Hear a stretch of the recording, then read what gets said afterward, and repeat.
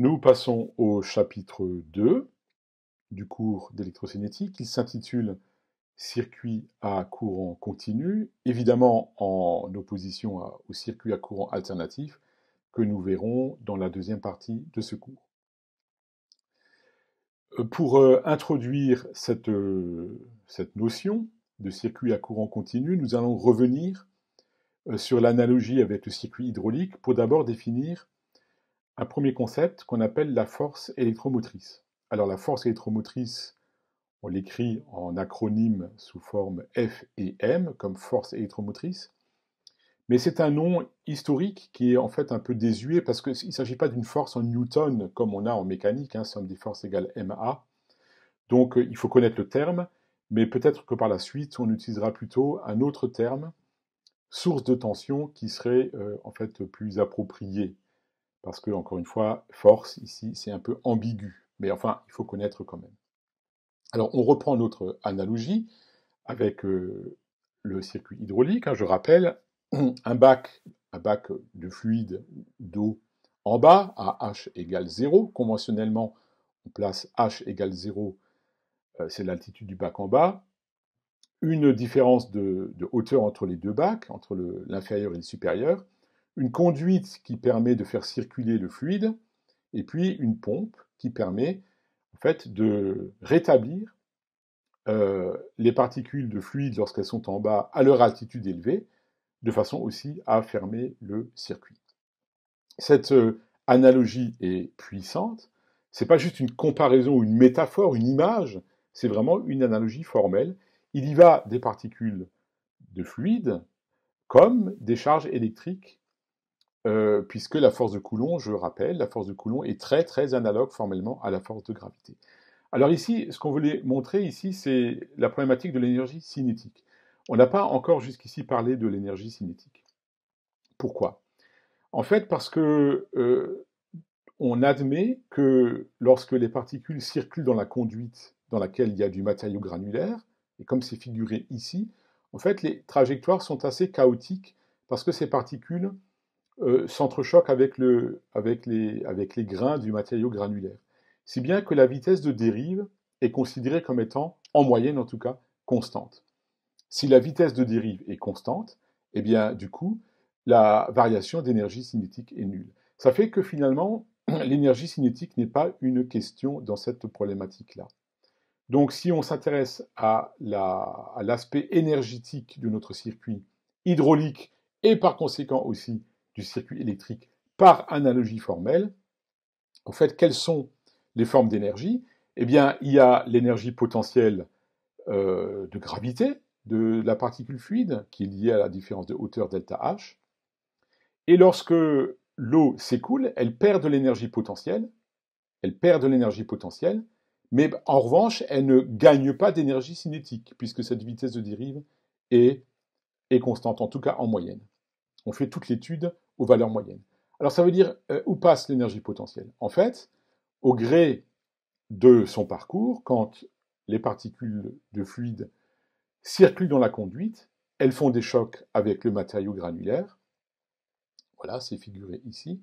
Et ces chocs se traduisent, comme vous le savez, si vous avez fait un tant soit peu de physique, les chocs se traduisent en fait par un échauffement.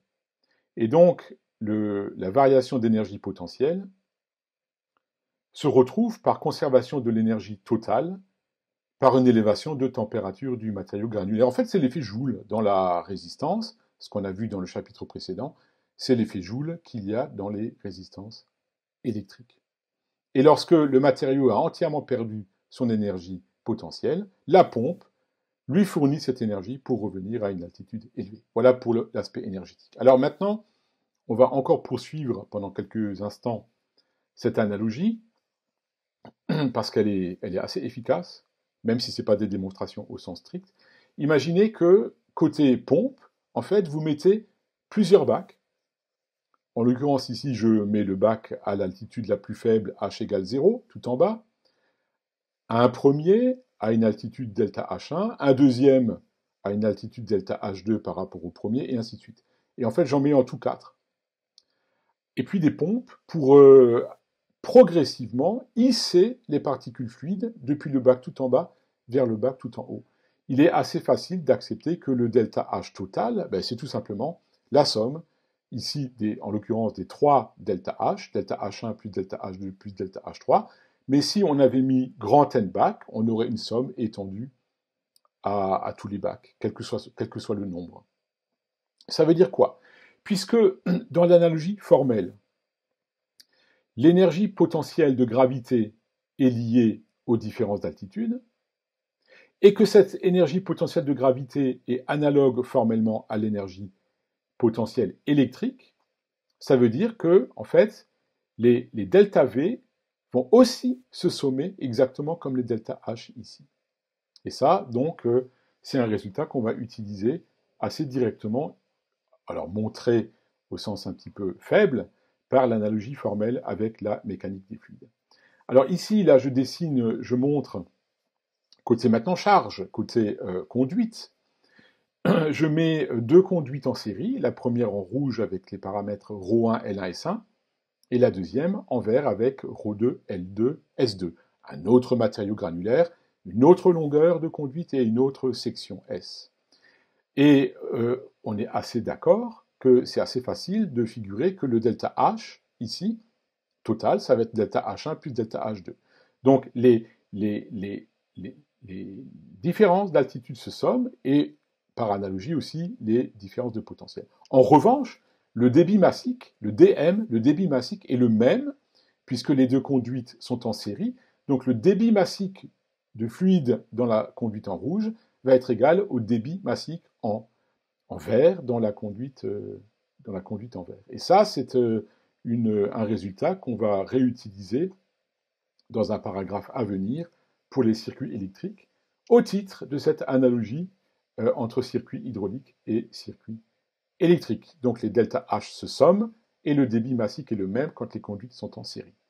Maintenant, je refais même type d'analyse, certes un peu qualitative et intuitive, mais avec un circuit hydraulique, c'est plus facile à se figurer ce qui se passe pour les particules de fluide plutôt que pour les charges électriques. Imaginez maintenant que je reprends les mêmes conduites ρ1, L1, S1 de tout à l'heure, hein, c'est celle de gauche, ρ2, L2, S2 pour la conduite de droite, et cette fois-ci les conduites, je les mets en parallèle. Voilà, ρ1, L1, S1, c'était en rouge tout à l'heure, ρ2, L2, S2, c'est la conduite de droite, je les mets cette fois-ci en parallèle. Voilà, je préfère remettre les couleurs, c'est préférable. Alors qu'est-ce qui se passe ici? Alors il est facile, cette fois-ci, de comprendre que les delta H sont identiques pour les deux. Quand les conduites sont en parallèle, ce qu'elles partagent, c'est la différence d'altitude, le delta H. Mais qu'en est-il des débits massiques? Alors on va appeler DM1 le débit massique dans la conduite rouge, libellé 1, et DM2 le débit massique dans la conduite qui est libellé 2, ρ2, L2, S2. Et le débit massique total, on peut admettre, même si c'est un peu intuitif, on reparlera de ce résultat un peu plus tard, on peut admettre que le débit massique total, par conservation de la matière tout simplement, l'eau qui arrive, qui est issue du bac d'altitude élevée, en fait elle se répartit dans les deux conduites et il est assez facile, je pense, même si c'est un peu intuitif, d'accepter que le débit massique total c'est la somme dm1 plus dm2. Donc lorsque les conduites sont cette fois-ci en parallèle, elles partagent la même différence d'altitude ou la même différence de potentiel par analogie. En revanche, c'est les débits massiques qui se somment, et par analogie, évidemment, ça va donner ce qu'on appelle, on verra plus tard, la loi des nœuds, qu'on recommentera en détail. Les débits massiques se somment quand les conduites sont en parallèle, tandis que les delta H sont identiques. On reviendra en détail, mais je voulais ici vous montrer une première approche de ces lois par l'analogie hydraulique, parce qu'elle est peut-être un petit peu plus parlante que le déplacement des charges dans le circuit.